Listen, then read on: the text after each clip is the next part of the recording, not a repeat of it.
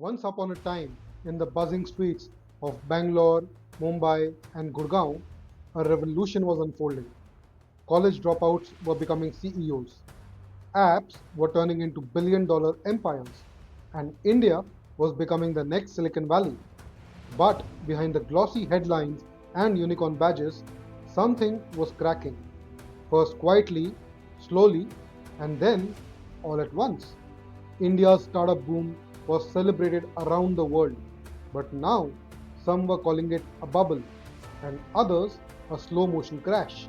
And in this video, we are going to uncover what really happened inside India's unicorn ecosystem, why so many fell, and what comes next. Between 2015 and 2022, India saw over 100 startups cross the $1 billion mark. It felt like a miracle. From Flipkart to Razorpay to Byju's, we had finally arrived. It was more than just money, it was validation. India, once a back office for the world, was now building global products at scale, at speed, and the fuel? Venture capital. Billions of dollars from Silicon Valley, Japan, China, the Middle East. Everyone wanted a piece of the India growth story. It was a complete frenzy. Every founder had a deck, every deck promised disruption, and in many cases, the numbers were too good to be true. Now let's be fair, not all of them were frauds, but some were. But most of them were dreamers, hungry, ambitious, and ready to grind. But somewhere along the way, the game changed. It became less about solving real problems and more about chasing valuations. Founders were rewarded for growth, not profit. Investors encouraged burn, grow at any cost, they said. And that's what they did. Then came 2022. Global interest rates spiked, the funding tap turned off, and suddenly the Indian startups had a problem.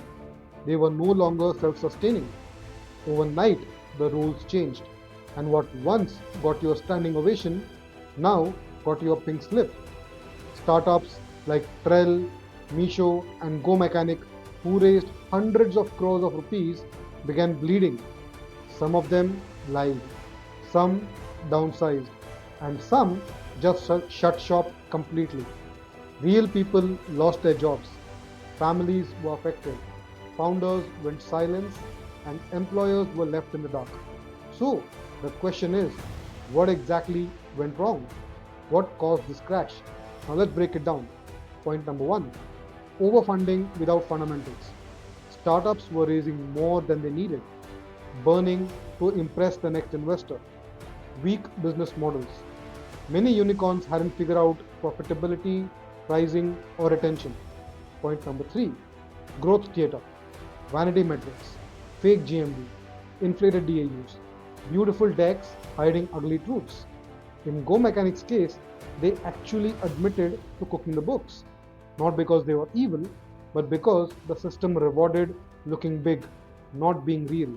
And yet, all is not lost.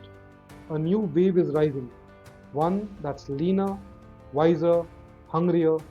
You'll find them in tier 2 cities, building fintech for kirana shops or SaaS tools for global clients. They aren't unicorns, not yet, but they are real. They've seen the fall, they've learned, and now they are building different. So, if you're watching this and you're feeling disillusioned, don't be, because crashes are where legends are born. The last bubble gave us Flipkart and Paytm. The next might give us something even bigger. This isn't just about startups, it's about India's place in the world. It's about whether we build tech just for show or for actual substance. The bubble might be bursting, but from those ashes comes fire, the kind of fire that forges real builders. Now, if you're a founder today, you don't need 100 crore rupees in funding. You need a clear head, a real market, and a problem worth solving. India doesn't necessarily need more unicorns.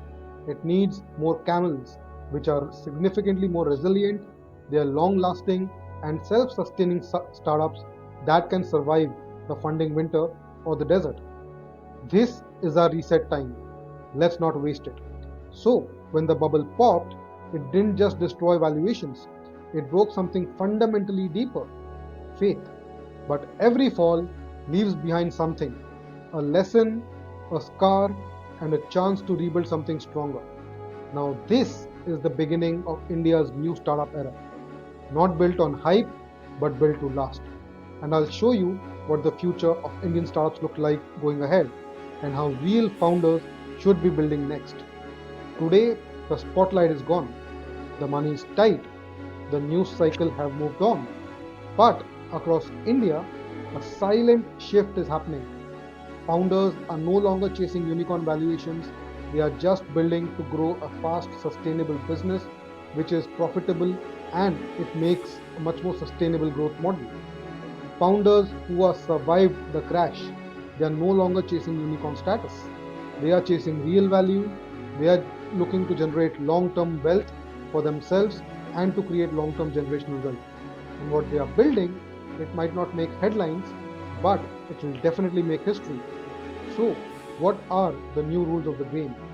Rule number one: forget growth at any cost. Welcome to the age of resilient startups. Here are the new commandments for building in India 2.0. Point number two: profitability over vanity. New signups isn't a flex anymore, gross margin is. Founders are building businesses that break even faster, not taking 7 to 10 years. Founders are now focusing at Bharat over Bangalore and Mumbai. The real market isn't the rich in Mumbai, Gurgaon, or Kormangla. It is the next 500 million Indians in Patna, Nagpur, Surat, Coimbatore. Regional voice, vernacular products, offline access, made for true India penetration. If you ignore it, you'll get left behind. Point number three: purpose over PR. Founders aren't chasing TechCrunch, Your Story, Inc. 42 coverage. They are chasing product market fit. The founder celebrity era is over. Welcome the builder in silence era. Point number four: equity retention over dilution. Founders are protecting equity. They raise equity sparingly and rely more on debt. You can reach 100 to 200 crore ARR and retain 70 to 80% equity in the company, building long term generational wealth instead of getting diluted down to 5 to 10%. Today's Indian founder doesn't always wear a black hoodie or chase random vanity metrics. These are the next generation of builders. They've seen failure, they don't romanticize hustle, and they are obsessed not with funding but with impact and revenues. So, what are the five bold trends which are shaping India's startup future? Here's what we believe will define the next 10 years of Indian startups. Number one: frugal innovation at scale. Products built for rupees 10 but usable by 10 million people. Think UPI, ONDC, that is fundamentally our DNA. New age SaaS model for the masses, not just global enterprise SaaS, but local SaaS for MSMEs, schools, hospitals. Tools that are cheap, simple, and multilingual. Point number two: hardware is making a very strong comeback.